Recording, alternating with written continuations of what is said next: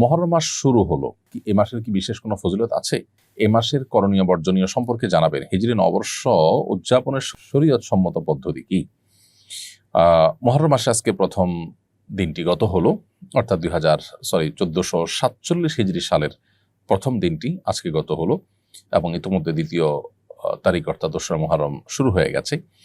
তো এই মুহররম মাসটি বছরের হিজরি বর্ষের প্রথম মাস। এই মাসটির নানান তাৎপর্যপূর্ণ দিক আছে। সবচেয়ে গুরুত্বপূর্ণ তাৎপর্যের দিক হলো যে এটি সম্মানিত 4 মাসের একটি এবং সম্মানিত 4 মাসের মধ্যে সবচেয়ে সম্মানিত মাস। বলতে পারি রমজানের পরে সবচেয়ে ফজিলতপূর্ণ মাস হলো এই মাসটি সম্মানিত মাস, যে মাসকে নবী সাল্লাল্লাহু আলাইহি ওয়াসাল্লাম শাহরুল্লাহ বা আল্লাহর মাস বলে আখ্যায়িত করেছেন। যদিও সব মাসই আল্লাহর, কিন্তু এটির বিশেষ মর্যাদা এটা প্রমাণ করে আল্লাহর মাস বলাতে নবী সাল্লাল্লাহু আলাইহি ওয়াসাল্লামের পক্ষ থেকে। দ্বিতীয়ত হলো এই মাসের করণীয়। এ মাসে আমরা বেশি বেশি করে নফল রোজা রাখার চেষ্টা করব, কারণ নবী সাল্লাল্লাহু আলাইহি ওয়াসাল্লাম বলেছেন আফদালুস সিয়ামি বা'দা রমাদান শাহরুল্লাহিল মুহররম। রমজানের পরে সবচেয়ে উত্তম রোজা হলো আল্লাহর মাস মুহররম মাসের রোজা। দ্বিতীয়ত হলো এই মাসে আশুরার দিন রয়েছে, অতএব আশুরার দিন উপলক্ষে বিশেষভাবে 2 দিন ব্যাপী রোজা রাখা, 9 এবং 10ই মুহররম অথবা আপনার 10 বা 11ই মুহররম, এই দিন 2টা দিন রোজা রাখা হলো সুন্নাহ। এবং সেই সাথে এই দিনে আল্লাহ রাব্বুল আলামিন পূর্বের বিভিন্ন জাতিকে আল্লাহ তাআলা তাদের তওবা কবুল করেছেন, অনেককে আল্লাহ তাআলা উদ্ধার করেছেন, যেমন নাকি মুসা আলাইহিস সালামের নেতৃত্বে বনী ইসরাঈলকে আল্লাহ তাআলা বিপদ থেকে উদ্ধার করেছেন। তো আরো অনেক ঘটনা এই দিনে ঘটেছে, সেই কারণে দিনটি নানা কারণে তাৎপর্যপূর্ণ, এই দিনটি রোজা রাখা। আর মুহররমকে কেন্দ্র করে নানা রকমের আমাদের দেশে বিভিন্ন রকমের হয়ে থাকে, বিদআত এবং অপসংস্কৃতি চলমান আছে, সেগুলো থেকে আমাদেরকে বিরত থাকতে হবে। যেমন মাতম, তাজিয়া, মিছিল ইত্যাদি করা। এই দিনে অর্থাৎ আশুরার দিনে কালবারাতি হোসেন রাদিয়াল্লাহু তাআলা নবী সাল্লাল্লাহু আলাইহি ওয়াসাল্লাম প্রিয় দৌহিত্র, তিনি শাহাদাত বরণ করেছেন নির্মমভাবে জালিমের হাতে। সন্দেহাতীতভাবে এটি আমাদের জন্য বেদনাদায়ক একটি অধ্যায়, কিন্তু সেটাকে কেন্দ্র করে সারা জীবন বা বছরকে বছর শোক পালন করা এটা শরিয়া সিদ্ধ নয়। নবী সাল্লাল্লাহু আলাইহি ওয়াসাল্লাম তার ওয়াফাতেও আমরা এই ধরনের শোক পালন করি না। সবচেয়ে বড় কথা হলো নবী সাল্লাল্লাহু আলাইহি ওয়াসাল্লাম নিজে পরিষ্কারভাবে বলেছেন যে 3 দিন পর আর কোনো শোক পালন করা যাবে না, সর্বোচ্চ 3 দিন পর্যন্ত শোক পালন করা চলবে। একজন নারী যিনি স্বামী হারিয়েছেন, স্বামী মারা গেছেন, তিনি 4 মাস 10 দিন পর্যন্ত শোক পালন করবেন। এছাড়া আর কোনো বছরকে বছর ধরে শোক পালন করার কোনো অপশন শরীয়তে নেই। সেসব কারণে তাজিয়া, মিছিল ইত্যাদি এবং শোকের পোশাক পরা, মাতম করা, নিজের দেহে নিজে আক্রমণ করা এবং আরো নানাবিধ আপনার বিদআত আমাদের সমাজে প্রচলিত আছে, সেগুলো মুহররমকে কেন্দ্র করে আমরা বর্জন করে চলতে হবে, কারণ এগুলোর সাথে ইসলামের কোনো সম্পর্ক নেই। হিজরি নববর্ষকে স্বাগত জানিয়ে 2-1টি জায়গায় আনন্দ মিছিল হয়েছে, এ ব্যাপারে শরীয়তে কোনো নিষেধাজ্ঞা আছে কিনা? হিজরি নববর্ষকে স্বাগত জানিয়ে মিছিল করা এটা মূলত ইসলামিক কোনো কালচার না, এটা পাশ্চাত্য কালচার, যেটি মুসলমানরা ওদেরকে দেখে দেখে অনুকরণ করছে, যেটি দুর্ভাগ্যজনক। নবী করিম সাল্লাল্লাহু আলাইহি ওয়াসাল্লাম বলেছেন লা তাত্তাবিউন্না সুনানা মান কানা ক্বাবলাকুম শিবরান বিশিবরিন ওয়া দিরাআন বিযরাইন আও কামা ওয়ারাদা ফিল হাদিস। নবী সাল্লাল্লাহু আলাইহি ওয়াসাল্লাম বলেছেন, তোমরা তোমাদের পূর্ববর্তী জাতি যারা, তোমাদের পূর্বে যারা পৃথিবীতে এসেছে, তাদেরকে তোমরা অনুসরণ করবে একেবারে তারা 1 গজ হাঁটলে তোমরা সেই 1 গজ হাঁটবে, তারা 1 বিগত পরে পা রাখলে তোমরা 1 বিগত পরে পা রাখবে, অর্থাৎ তাদের পদাঙ্ক অনুসরণ করবে।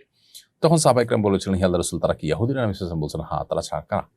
তো যে ইহুদি নাসারারা তাদের অনুকরণ করতে গিয়েই মূলত আজ নবী সাল্লাল্লাহু আলাইহি ওয়াসাল্লামের সেই ভবিষ্যদ্বাণীর বাস্তবায়ন আমরা দেখতে পাচ্ছি। সেটা করতে গিয়ে মূলত তারা যেরকম খ্রিস্টীয় নববর্ষকে উদযাপন করে, ঠিক একইভাবে আমরাও হিজরি নববর্ষকে উদযাপন করছি। হিজরি সনের গণনা শুরু হওয়ার পর থেকে সাহাবা ইকরাম, তাবিঈন, সোনার যুগের কোনো স্বর্ণ মানব কেউ এই জাতীয় আপনার নববর্ষকে উদযাপন করেনি। মুসলমান জীবনে, জাতীয় জীবনে 2টি ঈদকে উদযাপন করবে। এর বাইরে এসব বর্ষ বরণ বা বর্ষকেন্দ্রিক, বর্ষের নববর্ষ কেন্দ্রিক যে উদযাপন আছে, এগুলো অগ্নিপূজক এবং পেগান থেকে, প্রকৃতি পূজারী থেকে এসেছে এবং সেটা এখন ধারণ করে আছে পৃথিবীতে ইহুদি খ্রিস্টানরা। দুর্ভাগ্যজনকভাবে মুসলমানরা সেদিকে পা বাড়িয়েছে, তাদের নিজস্ব কালচার এবং সংস্কৃতি যা আছে সেটা তারা অনেকে ভুলে গেছেন। এজন্য এটা বর্জন করা উচিত। এটা আমাদের সংস্কৃতির সাথে সাংঘর্ষিক। কোনো জাতি যখন অন্য জাতির সংস্কৃতির মধ্যে নিজেদেরকে বিলীন করে ফেলে, তখন তাদের অস্তিত্ব সংকটের মধ্যে পড়ে এবং হুমকির মধ্যে পড়ে, তাদের স্বকীয়তা হারিয়ে যায়। আমি আমার স্ত্রীকে দাওয়াতি কাজে সহযোগী বানাতে চাই, কিন্তু তিনি আগ্রহী নন। স্ত্রীকে দাওয়াতি কাজে সহযোগী করতে কিভাবে উদ্বুদ্ধ করা যেতে পারে? আপনার স্ত্রী যদি বই পড়তে পছন্দ করেন, তাহলে ভালো ভালো কিছু মোটিভেশনাল বই পড়াতে পারেন তাকে, যে বইগুলো তাকে দায়ী হওয়ার প্রতি আগ্রহী করে তুলবে। আর যদি বই পড়ার অভ্যাস তেমন না থাকে, তাহলে সেক্ষেত্রে আপনি তাকে ভালো দাওয়াতি কাজ করেন এবং তিনি তাদের দ্বারায় প্রভাবিত হতে পারেন।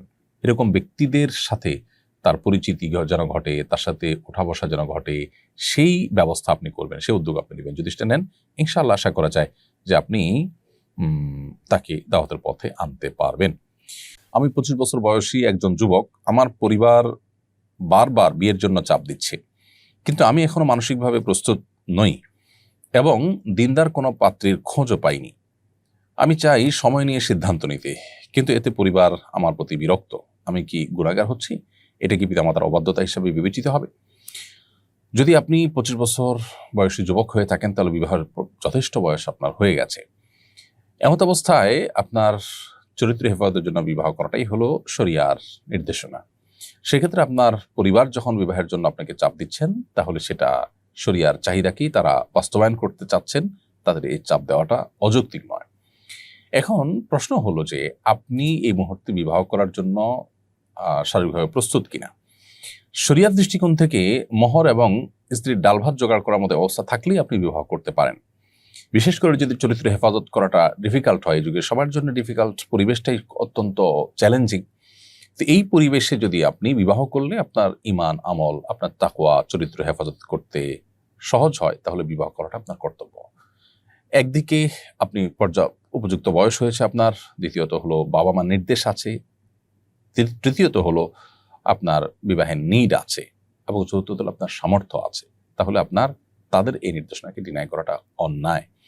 হ্যাঁ, আপনি যদি উপযুক্ত পাত্রী খোঁজার জন্য যৌক্তিক সময় নেন, যে 2 মাস, 4 মাস, 6 মাস, তাহলে সেক্ষেত্রে সেটা অন্যায় হিসেবে বিবেচিত হবে না, কারণ অপাত্রে উপযুক্ত ক্ষেত্রে আপনাকে বিবাহ করতে শরীয়ত নির্দেশ করে না। তবে অহেতুক আপনি মাসকে মাস, বছরকে বছর বিলম্ব করবেন, তথাকথিত পায়ে দাঁড়াবার নাম করে অনেক বেশি দেরি করবেন, এই সমস্ত বিষয়গুলো যদি আপনাকে বিলম্ব করতে উদ্বুদ্ধ করে, তাহলে সেটা হবে আপনার ভুল।